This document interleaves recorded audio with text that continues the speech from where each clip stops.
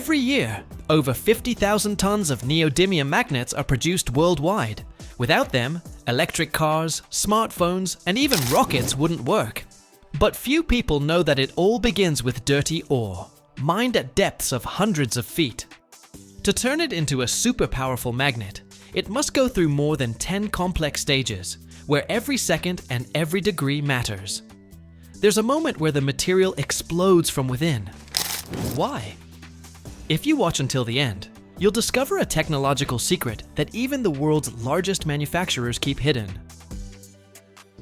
The mining and primary processing of rare earth ores are a key stage in the production of neodymium magnets, as this is where the foundation for obtaining the necessary components is laid. This process begins with the large-scale mining of ore containing rare earth elements which are part of neodymium.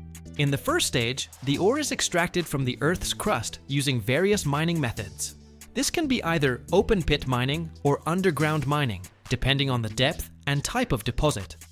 After extraction, large pieces of ore are delivered to crushing plants. At the crushing plants, the ore undergoes primary crushing. Large boulders of ore pass through a series of crushers that gradually reduce their size to smaller fractions. This is necessary for further effective processing and extraction of valuable components.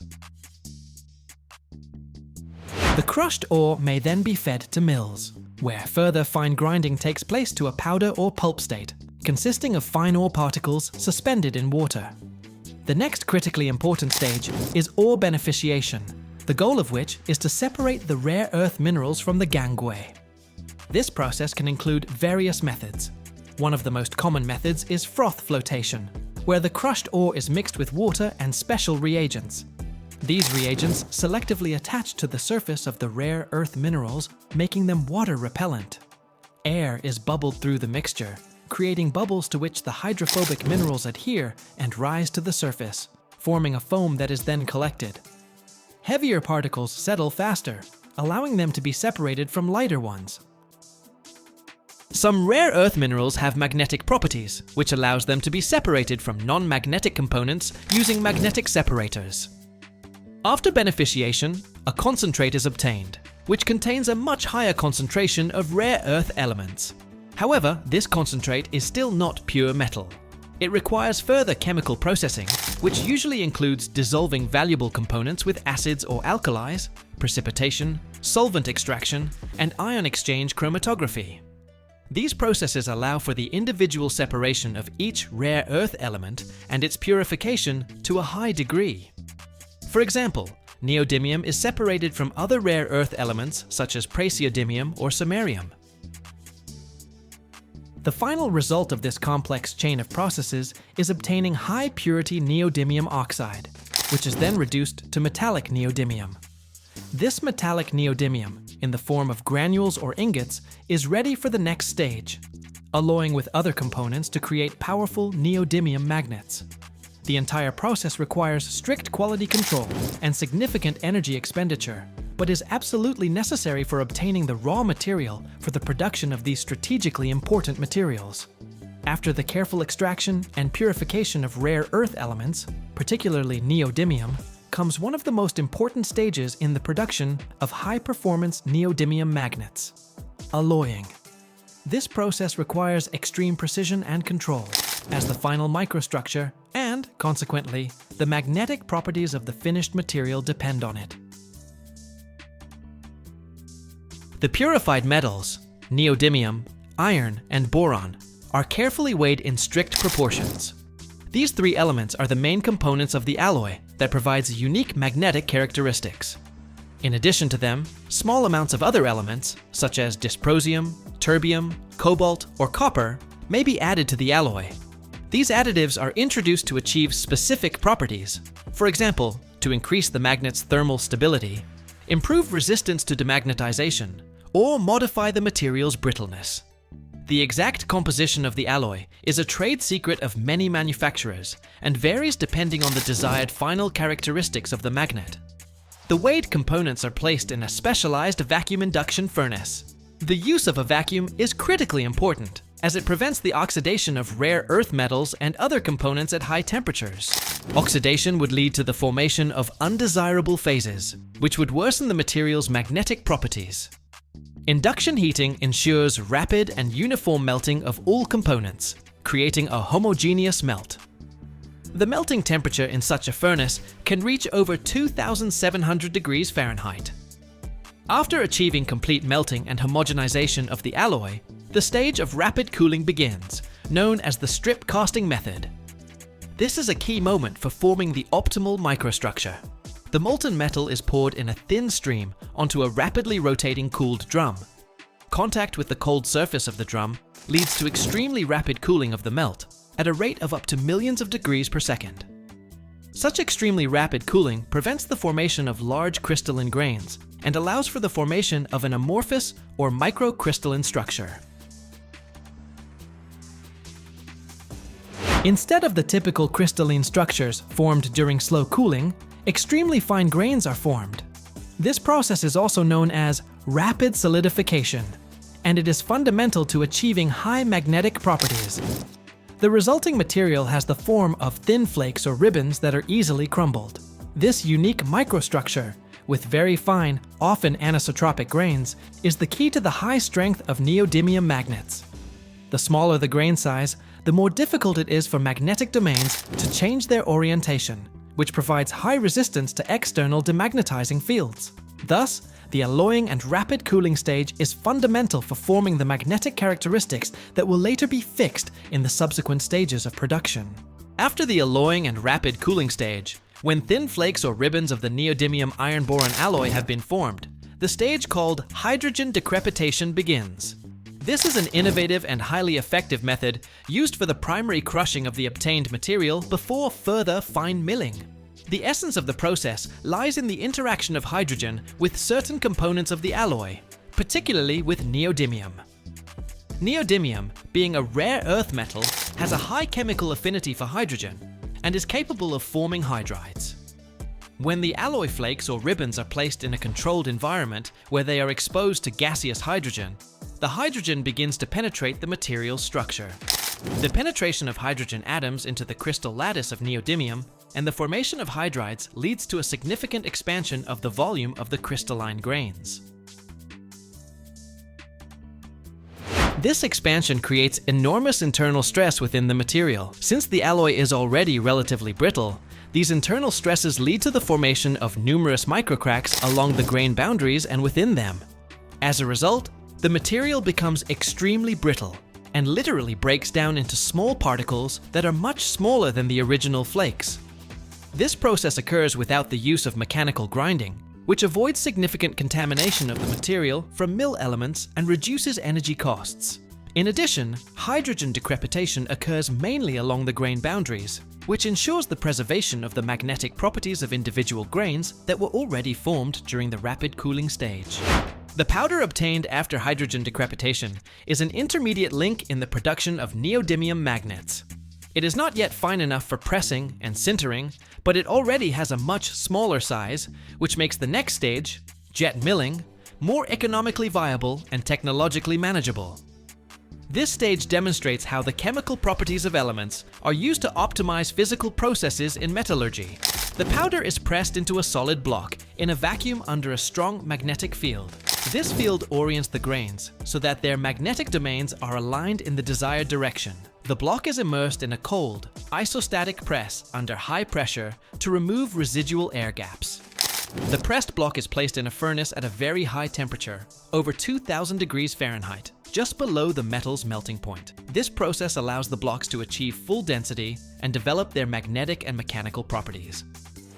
After sintering, the blocks are reheat treated at lower temperatures to relieve internal stresses. The resulting magnets are cut and ground to the desired shape. Due to the high cost of the material, waste is minimized. Most neodymium magnets are coated with a protective layer, usually nickel-copper-nickel, to prevent corrosion. At this stage, the magnets have a preferred direction of magnetization, but are not yet magnetized. They are placed in a fixture that briefly exposes the magnet to a very strong magnetic field. After the field is removed, the magnetic field remains in the magnet. Every year, billions of dollars are spent worldwide on developing military technologies. But only one aircraft has become a true ghost in the sky, as invisible as death itself. Its creation cost over $23 billion, united more than 40,000 people from 46 states, and even required the construction of a new industrial city. If you found out what is hidden under its black coating, you would never look at aviation the same way again. Does your country participate in the production of components for military aviation? Let us know in the comments. The design of the B-2 Spirit strategic bomber began in 1979, when the Cold War was reaching its peak. It was then that the US Department of Defense initiated the Advanced Technology Bomber program, with the goal of creating a new generation aircraft capable of penetrating the most advanced Soviet air defense systems while remaining invisible to radars and delivering nuclear or conventional weapons over intercontinental distances. Leading American aerospace corporations participated in the competition: Northrop, Boeing, Lockheed, Rockwell. After a lengthy stage of development and testing, in October 1971, the Northrop-Boeing consortium was declared the winner. It was their project that received the designation B-2 and the name Spirit. Unlike previous strategic bombers, the B-2 was built on a unique flying wing design, which provided minimal radar cross-section and significantly better flight technical characteristics. In the mid-1980s, the B-2's design had to be significantly changed. The mission profile was adapted for low-altitude flights with terrain following, which allowed for even more effective penetration of Soviet air defenses. This led to a 2-year delay in the first flight and a $1 billion increase in the program's cost. By 1989, about $23 billion had been spent on the B-2's development, and even specialists from the Massachusetts Institute of Technology were involved in the work, assessing the aircraft's effectiveness under conditions of strict secrecy. The first public showing of the B-2 Spirit took place on November 22, 1988, at Plant 42 in Palmdale, California, which is where it was assembled. The first flight of the B-2 took place on July 17, 1989.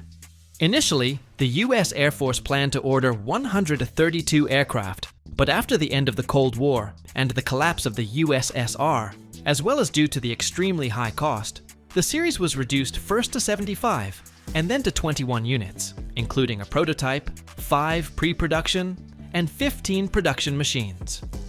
Almost all B-2s received their own names in honor of American states, emphasizing their uniqueness and symbolic significance for the country. Thus, the B-2 Spirit became not only a technological breakthrough, but also a symbol of American military might at the turn of the 20th and 21st centuries. The production of the B-2 Spirit began not with the manufacturing of individual parts, but with the creation of a completely new industrial ecosystem capable of meeting the unique requirements for technology, materials, and assembly precision. The first and most important stage was the organization of the production base and the development of tools that did not exist before.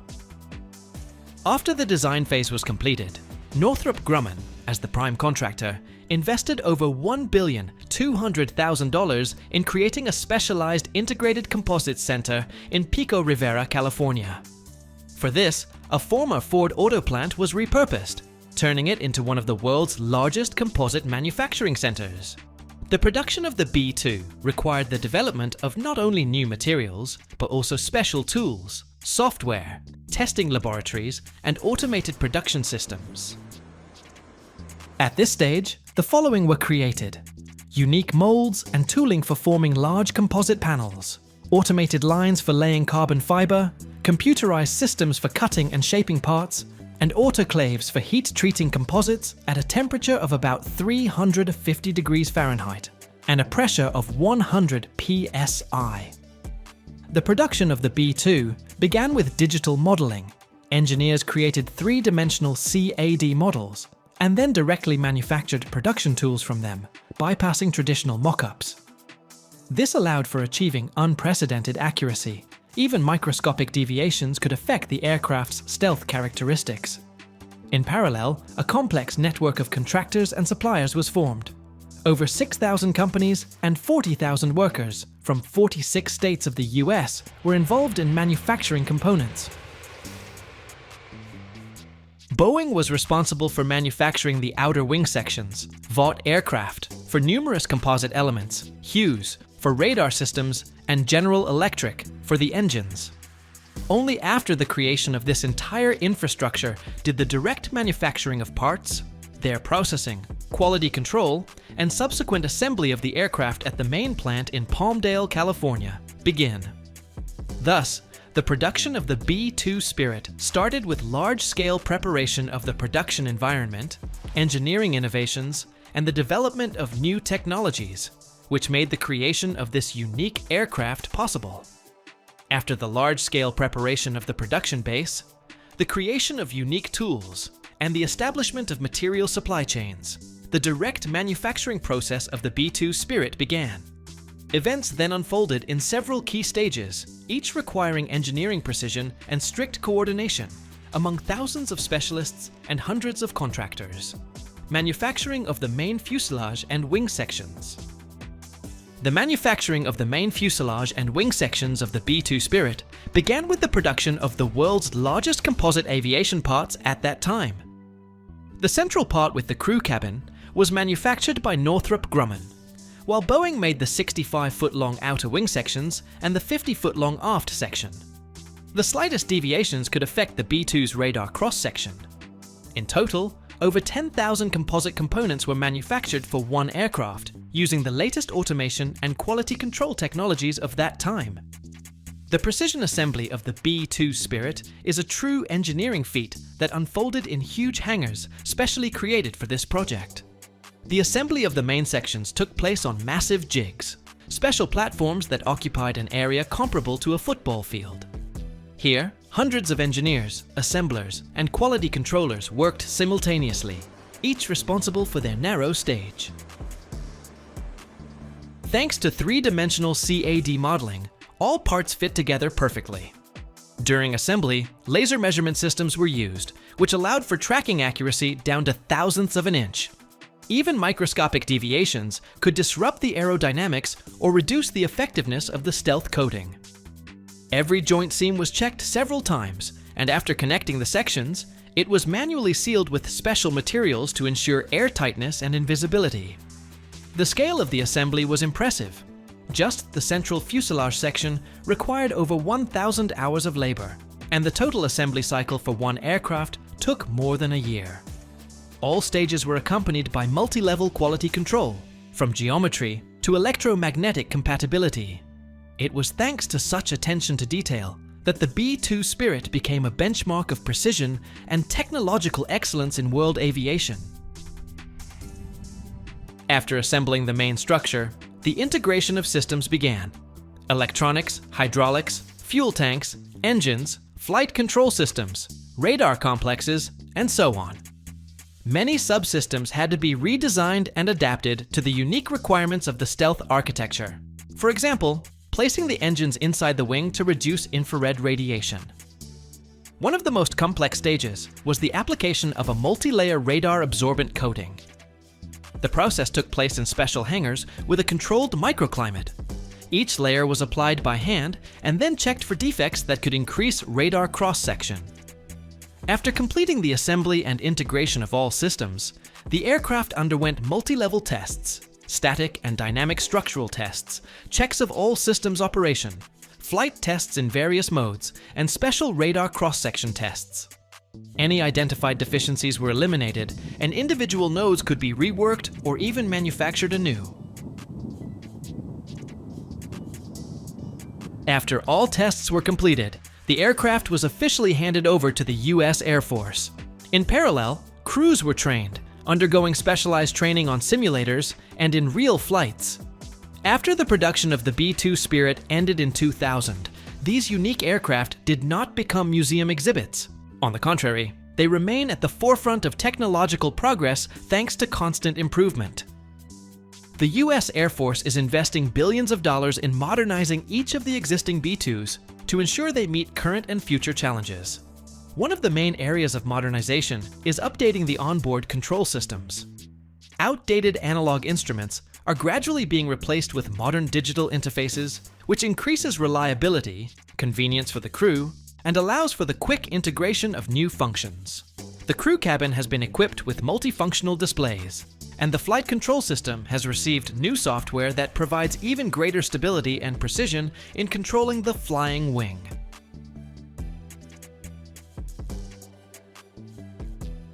Imagine a single chain link weighing 500 pounds and almost 4 feet long.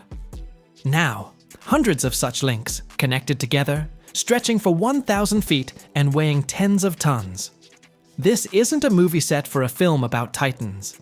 This is the anchor chain of a supertanker, capable of holding a vessel the size of a skyscraper in a stormy sea. These giants of marine engineering don't work in the quiet of a harbor, but in the harshest conditions on the planet, under insane weight, with temperature fluctuations from -40 degrees Fahrenheit to positive 120 degrees, in salt water that eats away even the strongest steel. The first and most important step in producing anchor chains is choosing the right steel. For chains that must withstand tremendous tension in the open sea, low alloy structural steel with increased strength, impact resistance, and corrosion resistance is used. Its composition is selected so that the chain doesn't break from metal fatigue, isn't eaten away by salt, and doesn't crack from temperature fluctuations. Factories receive steel in the form of solid rods or square bars, which look like long metal beams. Their diameter usually ranges from 3 to 6 inches, and their length up to 10 feet. The weight of one such piece is hundreds of pounds. All of this is stored in open assembly yards or inside large metal hangars, because the parts can withstand any weather conditions. Before being fed into production, the steel is checked for purity of composition. Even minor impurities can make the metal brittle. After quality inspection, the steel heads to the cutting lines. These are long automated sections, where massive rods are transformed into blanks for links. Each steel rod is picked up by a hydraulic manipulator and placed on a guide. Then, the main hero of this stage comes into play: a hydraulic guillotine press, or a cutting saw with carbide discs. The device calibrates the length, and when the blank is in the correct position, it presses with a force of thousands of pounds per square inch. With each loud thud, a characteristic crunch is heard, and a piece about 3 feet long is separated from the rod. This piece will become one link of the future anchor chain. A counter is displayed on a special screen or directly on the machine's body. It tracks how many links have already been prepared and whether the length needs to be adjusted. Each cut piece falls onto a conveyor or into a basket, where it is automatically checked by a laser scanner. If the system detects a deviation in length or an uneven end, that piece is sent back for remelting or trimming. The pieces that pass inspection are moved on to heating furnaces, where a bright orange heat of over 2,000 degrees Fahrenheit awaits them. This temperature allows the steel to soften without losing its structural properties. It is there that the steel will become pliable and ready for bending into links. The cut pieces of steel, incredibly thick, rough, and heavy, are still cold, so they can't be bent at all. To give them the shape of a link, they need to be made pliable. The blanks are fed onto a roller line that leads directly into an induction or gas furnace. Inside the furnace, a dull hum can be heard, and the air is heavy, hot, and saturated with a metallic smell. The blanks lie on stands or are suspended on special rods and are gradually heated for 20 or 30 minutes. Externally, they begin to glow, first cherry red, then orange, and finally almost white. This is a visual indicator. The steel piece is ready for forming. As soon as the piece reaches the required temperature, it is quickly removed by a robot or a worker in a heat-resistant suit, because there's no time to waste.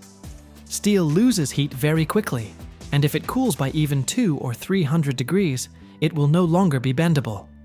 That's why the logistics of the hot chain production are so well coordinated. Every second matters. As soon as the 2,000 degree Fahrenheit blank is removed from the furnace, it is instantly transferred to a bending machine, which looks like a hydraulic press robot with metal arms. These units can easily manipulate pieces weighing several hundred pounds, rotating, securing, and bending them with surgical precision. The essence of the process is simple at first glance. The blank is clamped between two massive forming rollers, one of which rotates around an axis. At the same time, the other presses with a force measured in tens of thousands of pounds per square inch. The steel yields and smoothly bends, forming a perfect ring with a diameter of up to 4 feet. While the metal is still soft, the ends of the link are joined, leaving the joint area slightly overlapped. Then the link is transferred to a welding station, where gas-shielded arc welding automatically begins. The temperature, over 5,000 degrees. The electric arc literally melts the edges and stitches them into one hole. The finished link is almost a part of the anchor chain. But before it is connected to others, the seam must be ground, heat-treated, and checked for defects. And only after this does it become part of a chain capable of holding a supertanker weighing hundreds of thousands of tons in a rough sea. While the link is still hot and pliable, it is immediately connected to the previous one, threaded through the already finished link. Only after this is the link closed, the seam welded, and this entire dual unit undergoes further processing. After all, it's impossible to open the previous link without damage, which would affect the chain's strength. When a link is welded, a noticeable seam remains at the joint, a bit rough, with weld spatter and metal buildups. In this state, it won't pass any tests, as it could catch on other links or even become a weak point under pressure. So, grinding comes into play. On a huge table, similar to a workbench for airplanes, lies a link weighing under 300 pounds. It is secured so that the seam is clearly accessible. An abrasive machine or an operator with a powerful grinding tool gets to work, which roars, sparks, and makes a characteristic buzz sound. The goal is to smooth the seam as much as possible, remove micro cracks and excess metal without damaging the main structure. Grinding takes place in several stages: first coarse, then medium, and finally, polishing. For this, discs of different grits are used, from 24 to 120, and sometimes even higher. After grinding, the link is blown with compressed air, cleaned of dust, and at this stage, it already looks like a perfect ring. But an external shine is not yet a guarantee of strength. So next comes heat treatment. Heat treatment strengthens the metal structure and makes the chain capable of withstanding insane loads in the depths of the sea. This is a complex series of thermal processes that are carefully controlled. First, the links are heated in furnaces to a temperature of 1,700 degrees Fahrenheit. Huge chambers, resembling metallurgical tunnels, hold dozens of links at once. Here, it is important to achieve uniform heating throughout the thickness of the metal, so that no internal stresses arise that could cause micro cracks. Next comes quenching. The links are rapidly cooled, usually in baths of oil, water, or a special salt solution. It is this temperature jump, from red hot to cold, that creates a hardened crystal structure in the steel. The result is increased hardness and wear resistance. But after quenching, the metal becomes too brittle. So the next stage is tempering. The links are placed back in the furnace, but at lower temperatures, approximately 1,000 degrees Fahrenheit, and held there for several hours.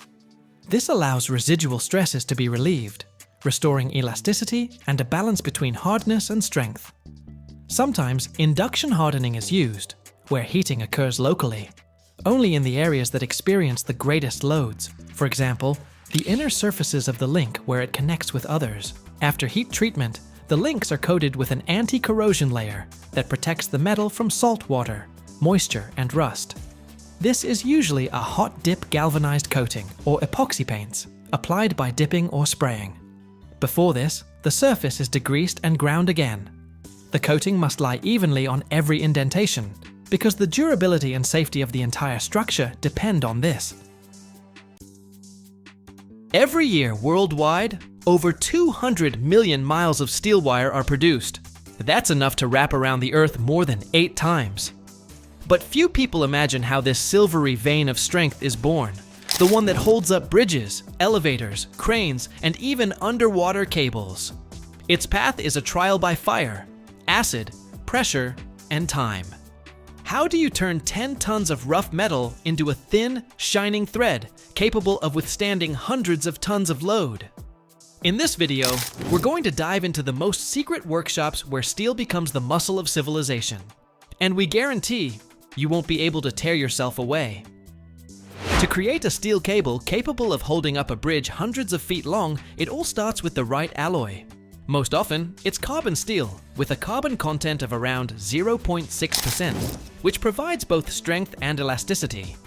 Sometimes chromium, nickel, or molybdenum are added for corrosion resistance and increased load capacity, especially for cables that need to work outdoors for decades.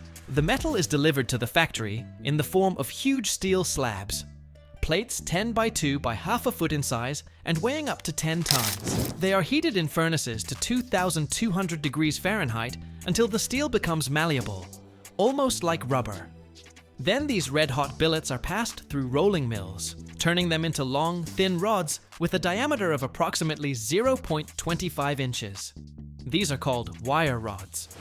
These wire rods are then cooled under controlled conditions, either in air or in special baths, so that the metal structure is dense and the internal stress is uniform. Next, a short storage stage. The metal is weighed, checked for hardness, flexibility, and the presence of microcracks. Only after this is each coil sent to the main section, wire drawing, from which the future cables will be formed. After the steel wire rods have been cooled and checked for quality, they proceed to the wire drawing workshop. This process transforms the thick rods into thin but incredibly strong wire, which will become the foundation for bridge cables. Imagine a steel rod as thick as your finger, just off the billet. Its surface is rough, as if covered in a layer of sand or rust. This is scale, a hard and brittle crust that appears during hot rolling. To prevent it from interfering with further metal processing, it needs to be removed. To do this, the wire rod is first lowered into a bath of acid solution, usually sulfuric or hydrochloric acid. In this solution, the scale seems to flake off the metal, just like old paint peels off after being treated with solvent. Then the wire is rinsed with a large amount of water under pressure to wash away all traces of acid and dirt. To the touch after this, the metal becomes smooth and cool, like a freshly polished stone. But that's not enough. Next, the wire goes through degreasing. It's submerged in special alkaline solutions that remove any oils that might have gotten onto the surface. And only then is the clean, smooth wire, shiny and dry, ready for the next stage, drawing. Now, the wire needs to be pulled through a hole, smaller than the wire itself, to stretch it out and make it thinner.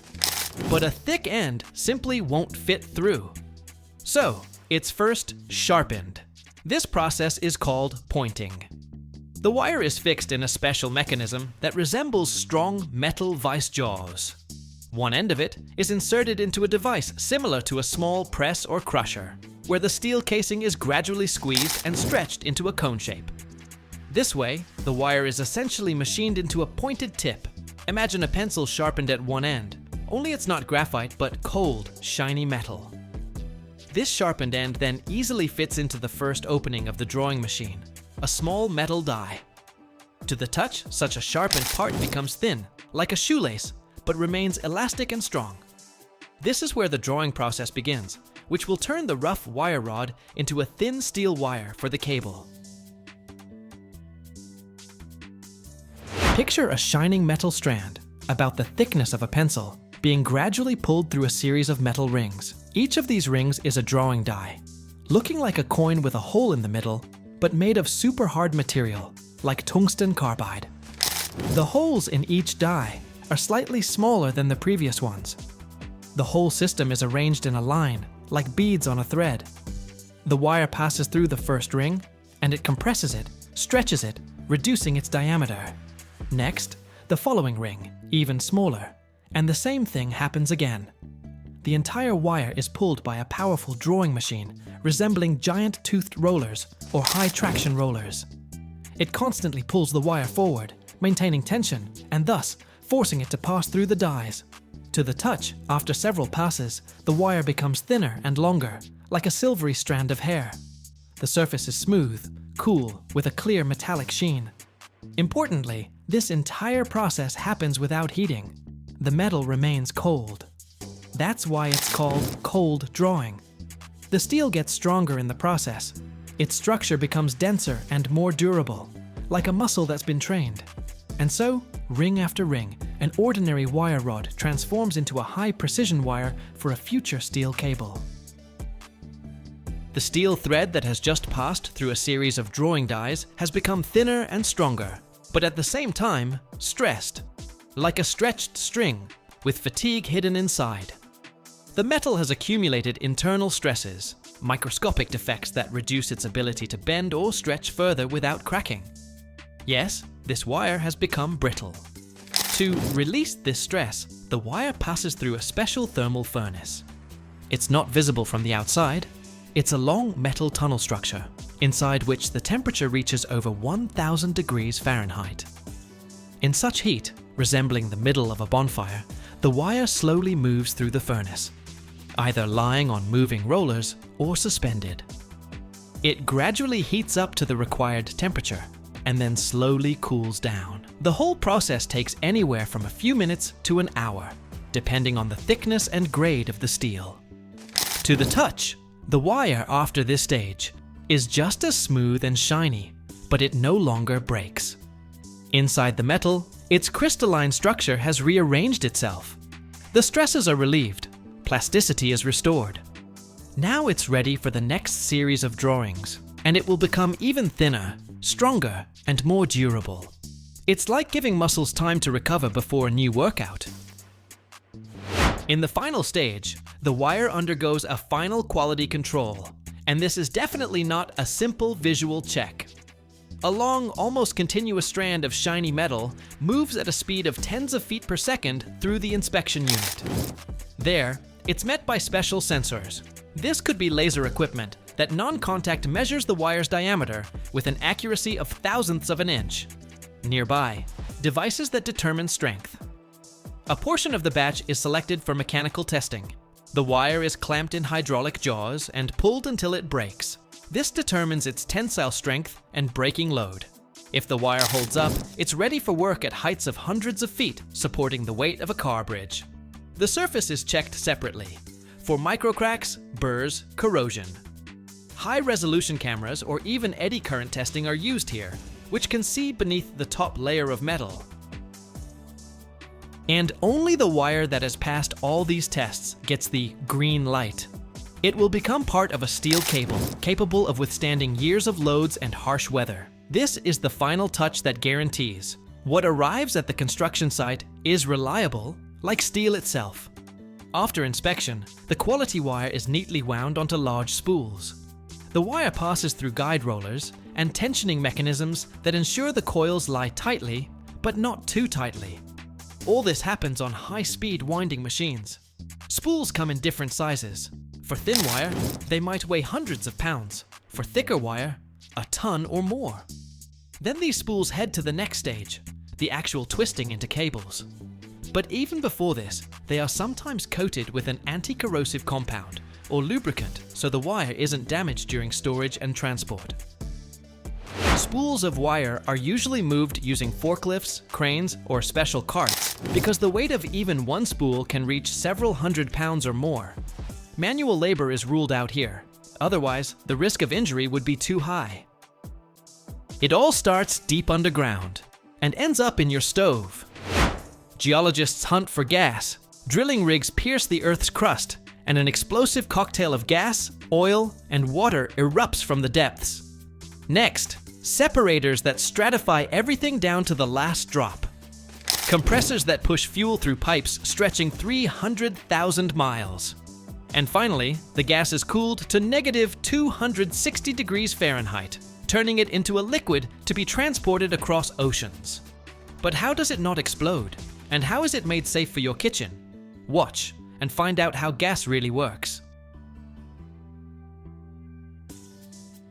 It all begins with geologists searching for true treasures underground, natural gas deposits.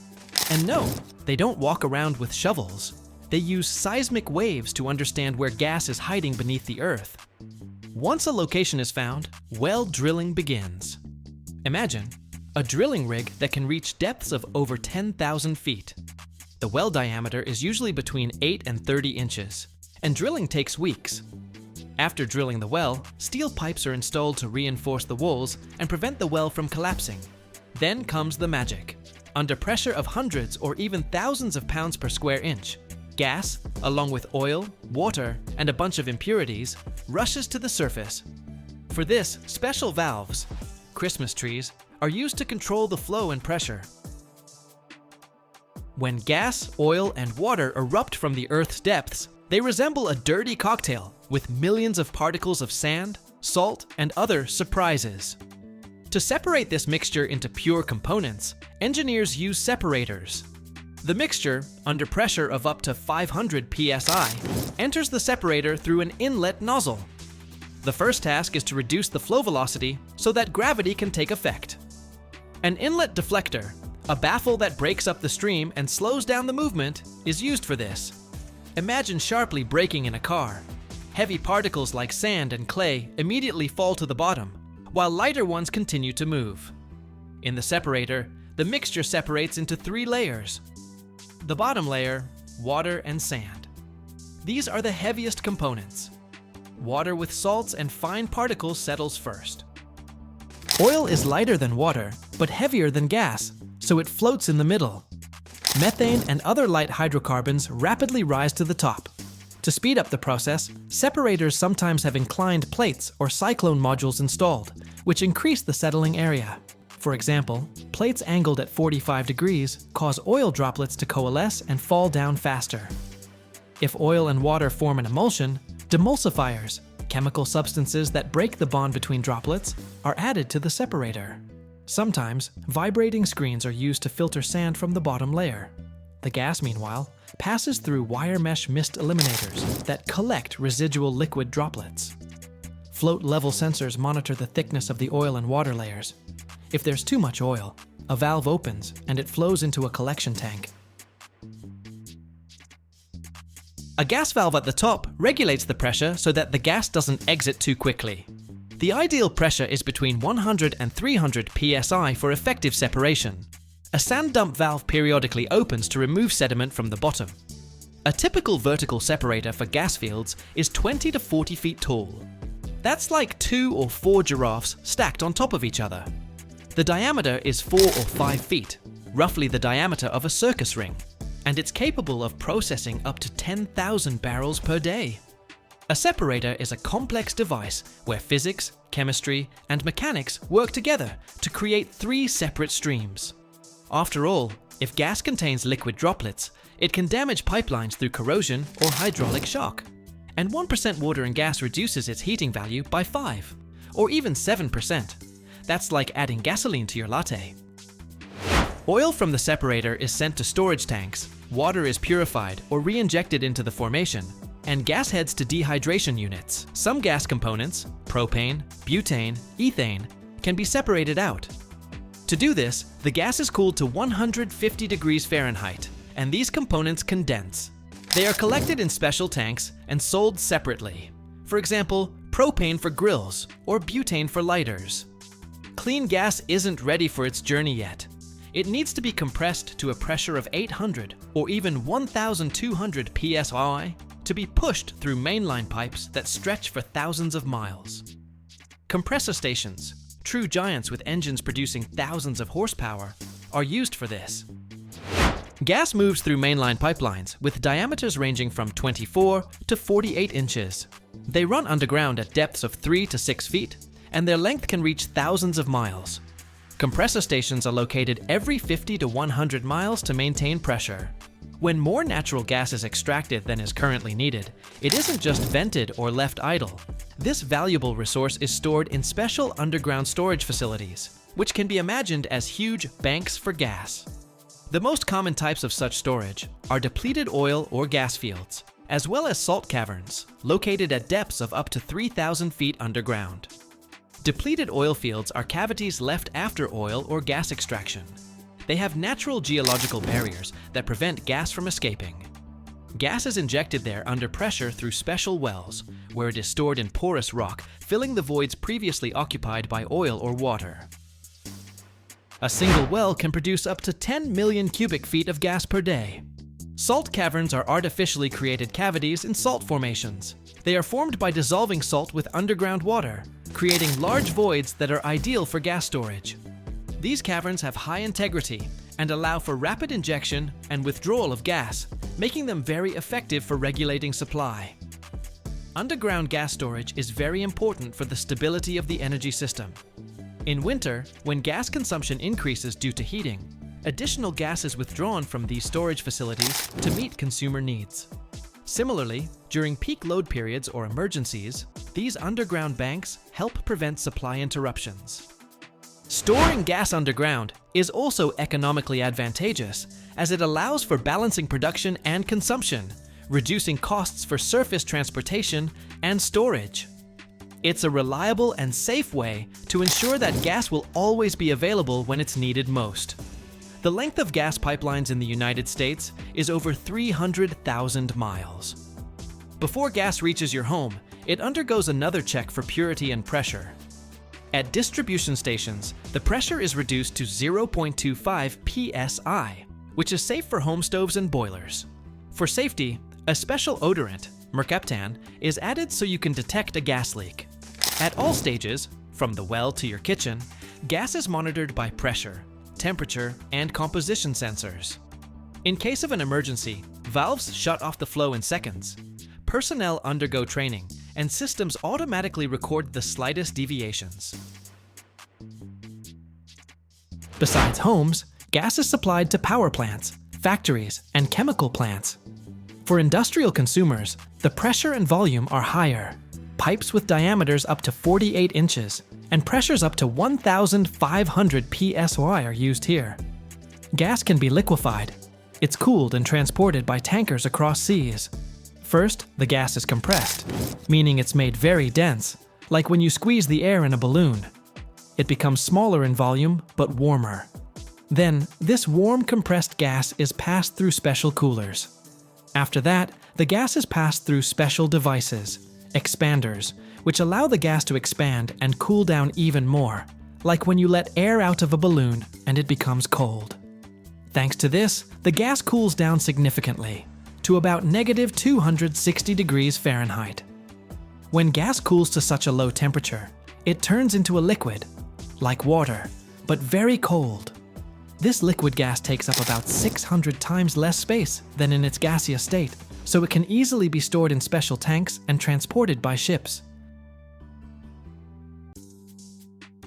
Imagine this: red-hot metal, up to 33 feet long, being pushed with a dull roar into a massive rolling mill. No seams, no joints, just a perfectly smooth steel pipe appearing literally out of nowhere. These aren't scenes from a science fiction movie, but the daily work at one of the most unique factories in the world. How is it possible to create a pipe without a single seam? One that withstands pressure of hundreds of atmospheres and operates where other materials simply melt. Ready to walk through the scorching workshop and find out how true engineering perfection is born? Then let's embark on a journey to an amazing steel pipe factory. It all starts with cylindrical billets. Each one weighs 1 ton. That's like 3 smart cars in a metallic body. They are transported by rail or truck because other transports simply can't handle such a load. Each billet is secured on special pallets or in retaining clamps so it doesn't shift during movement. Upon arrival at the factory grounds, unloading is automated, using cranes, manipulators, or hydraulic carts.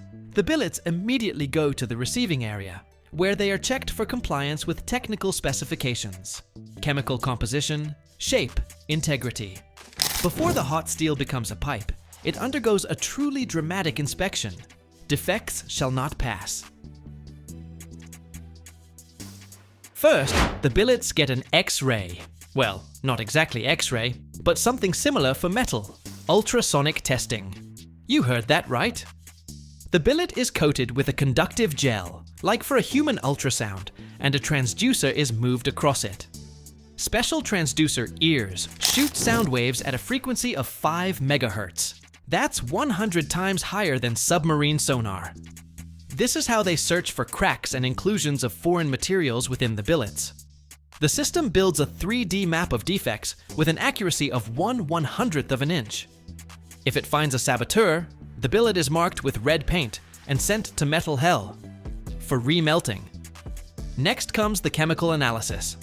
For this, 5 or 10 metal samples are taken from each batch and sent to the factory laboratory.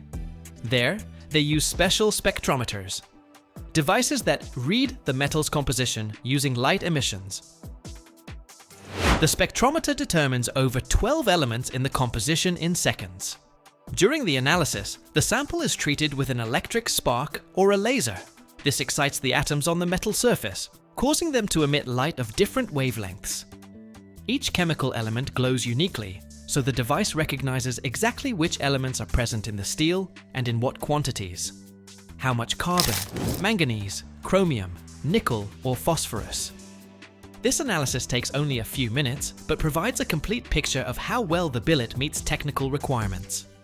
If the composition isn't perfect, the batch might be rejected or redirected to other production lines. From 1 to 3% of billets are sent for remelting. Defective billets are sent to an electric furnace with a temperature of 2,900 degrees Fahrenheit, where the steel becomes liquid again. All the post-melting slag is used for road construction. 90% of defects are detected during the ultrasonic diagnostic stage. It's like finding a needle in a haystack in 10 seconds. The chemical analysis takes 17 seconds, faster than you order coffee at Starbucks. Quality control costs range from $50 to $100 per ton of steel, but it's better to overpay than to later have a well blowout due to low quality material. Quality control is the Karen's filter for steel. Only 97 to 99% of billets become pipes. The rest are sent for reincarnation. So, when you hold coffee in a steel thermos, know this: its ancestors went through real metal special forces training. After checking the chemical composition, the cylindrical steel billets are delivered to the heating section, the place where a giant furnace stands. These furnaces are true giants, capable of holding over 1,000 billets simultaneously. To load the billets inside, massive automated cranes or special manipulators with heat shields are used. The billet is picked up using gripping mechanisms, large metal fingers or tongs that securely hold the heavy part. The crane carefully moves the billet to the open loading door of the furnace. At this time, the temperature inside can exceed 2,400 degrees Fahrenheit, so the entire process is maximally mechanized. People operate the machinery remotely from a safe cabin or control panel. The furnace has special guides or pushers that help place the billets carefully inside, so that heat distributes evenly. After loading, the furnace doors are hermetically sealed, and gradual heating to the working temperature begins. In 2 hours, the steel transforms into a plastic mass. The billet becomes ready for forming, like melted chocolate. Next, the monster drill comes into play. It weighs 12 tons. That's like 2 elephants. The red-hot steel billets, massive cylinders, are removed from the furnace and delivered to a special rolling machine, where one of the most crucial stages of seamless pipe production begins, creating the hole inside. The piercing process looks impressive. The red-hot billet is placed on a special support ring in front of the piercing mill, where a thick, cone-shaped rod awaits it, the so-called piercer point or piercing mandrel. At this moment, immense force is at work. The billet is rotated between 2 conical rolls, spinning in opposite directions. The rolls don't just squeeze the billet, they create strong rotational and axial pressure, causing the billet to stretch along its axis, flowing around the piercer point.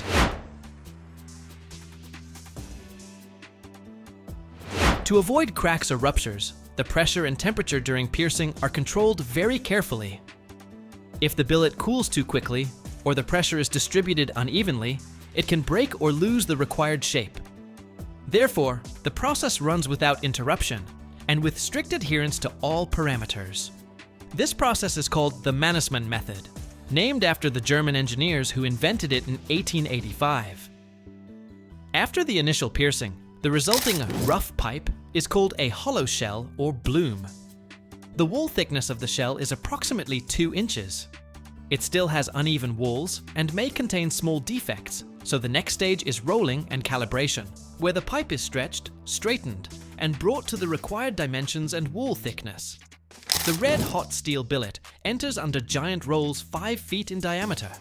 Under tremendous pressure, it's drawn out into a slender pipe up to 40 feet long, faster than you can blink. This is where the major league of precision reigns. Wall thickness is reduced from 0.8 inches to 1.2 inches, with a deviation of less than 4/1000ths of an inch. That's thinner than a human hair. And all this happens at staggering speeds of 16 to 49 feet per second, faster than Usain Bolt on his best day. It's like rolling out the thinnest pizza dough. Only instead of dough, it's a red hot steel core. And instead of a kitchen board, there's a shower of sparks and the roar of the rolls. Next, fire gives way to ice. Well, not ice, but cooling. The workshop heat is 122 degrees Fahrenheit, so workers wear special suits as if preparing to conquer Mars. Meanwhile, the pipes gradually cool in the open air. Their temperature slowly drops to 570 degrees Fahrenheit to avoid deformation and cracking. When the pipe emerges from the fiery dance of rolling, it resembles an enraged dragon, powerful, but bent into wild spirals. That's when the 8-roll giant enters the scene, a mechanical Hephaestus that will forge perfect forms. Its rolls, stronger than the rocks of Olympus, bend the steel with a force of 500 tons. That's like putting 250 Land Rovers on the pipe. But this force isn't a destroyer, but a surgeon. It corrects curvatures smaller than the thickness of a hair. And then comes the time for lasers. They scan every millimeter, finding the smallest defects, invisible cracks, minor unevenness. And when they find something, plasma scalpels enter the game. 10 times hotter than lava, they cut the metal like cosmic lightning bolts. All that remains of the defects is smoke and legend. If the Colossus of Rhodes were made of such pipes, it would still be standing today.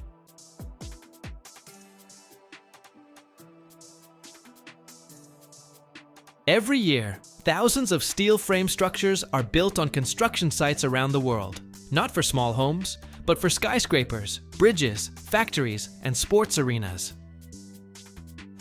Today's steel fabrication plants are not just about machines and metal. They are high-tech hubs where heavy-duty equipment pushes its limits. You will find cranes lifting hundreds of tons, robots performing precision welds, and advanced computer systems overseeing quality control.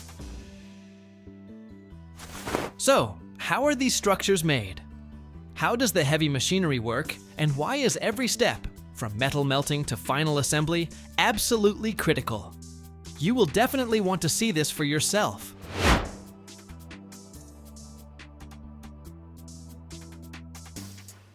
Steel preparation is the very first and most important step in manufacturing frame structures. At steel mills and factories, the process starts with massive metal stock delivered in the form of steel sheets, rods, or blocks, some weighing up to 50,000 pounds. These materials often arrive in specialized containers that can carry multiple tons of metal, and large overhead cranes, capable of lifting up to 100 tons, are used to move them across the facility. One of the most impressive sights is the lifting and transport of these heavy chunks of metal. The crane approaches a towering pile of steel blocks, grips them using heavy-duty hooks, and with astonishing precision, hoists them to the next stage of production. Crane operators must work in perfect sync, because even a small mistake can cause major damage or a dangerous accident. The metal blocks are usually cut down using industrial shears or plasma cutters. These specialized machines can slice through steel up to 3 inches thick in just 1 second. They create precisely shaped profiles for the next phase of production, delivering perfectly clean cuts that would be nearly impossible by hand. Once the steel has been trimmed into the required shapes, it moves on to the melting stage. This is one of the most dramatic parts of the process, as the steel is heated to over 2,800 degrees Fahrenheit, producing smoke clouds and bursts of flame. Technicians operate powerful furnaces that can process up to 300,000 pounds of metal per minute. They must keep the temperature steady, because even a small fluctuation can change the steel's properties. Once liquefied, the steel is ready to be poured into molds.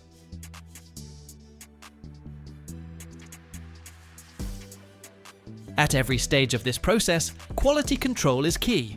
Special computer systems track temperature, pressure, and other vital data to ensure consistency and precision. When the steel reaches its molten state, the next important step is impurity removal. Impurities like sulfur, phosphorus, and other unwanted elements can weaken the metal. To eliminate these, filtration and delivery systems go into action. They use physical filters to attract unwanted particles, or inject chemical agents that bind with them to form slag. The slag rises to the surface, where it can be easily skimmed off.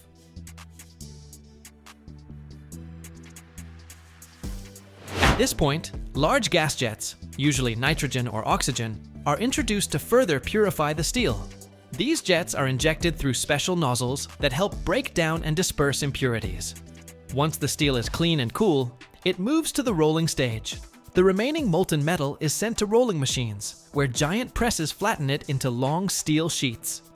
Each sheet goes through multiple rolling phases, with pressure reaching up to 10,000 tons per square inch. The finished sheets can be less than half an inch thick, depending on the needs of the structure. Next comes shaping the individual structural elements. CNC machines and heavy-duty tools cut and form the sheets and beams according to the blueprints. Computer-controlled systems allow for cuts accurate down to the millimeter.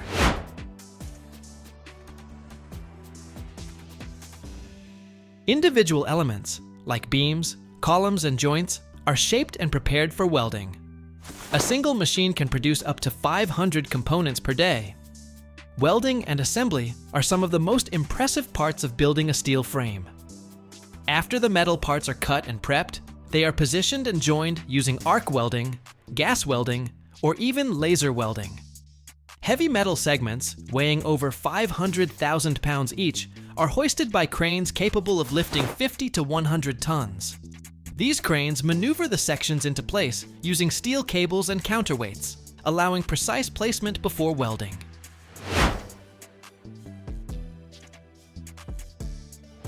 Meanwhile, welders get to work at the center of the operation.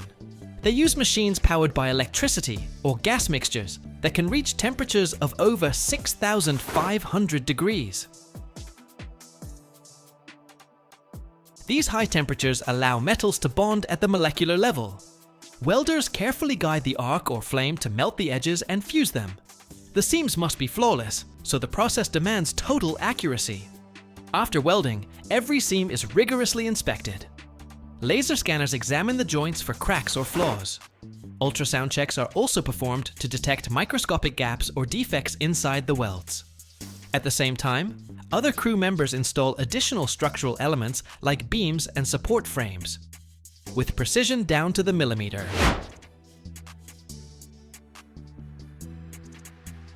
Automated robotic systems also play a huge role. These machines position steel components and hold them in place while welders work. Once everything is welded and secured, the final steps begin: grinding and painting the joints for corrosion protection. This finishes the steel frame assembly and prepares it for transport or installation on site. For large-scale projects, this process can take weeks or even months. It is not just technically complex, it is visually stunning. Watching huge steel pieces rise and come together to form new shapes is truly amazing.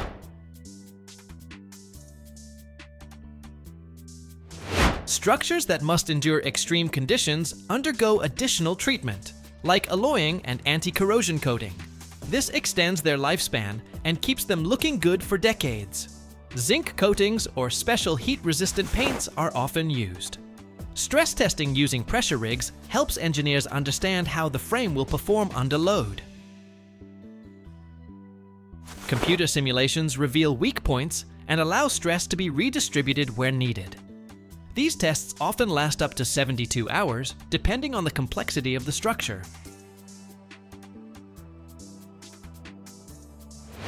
Finished steel components are transported to the construction site using specialized trucks and carriers. Gantry cranes capable of lifting 200 tons handle these deliveries. At the site, tower cranes and mobile cranes take over, lifting each piece into position. Assembly can take days or weeks, depending on the size and complexity of the project.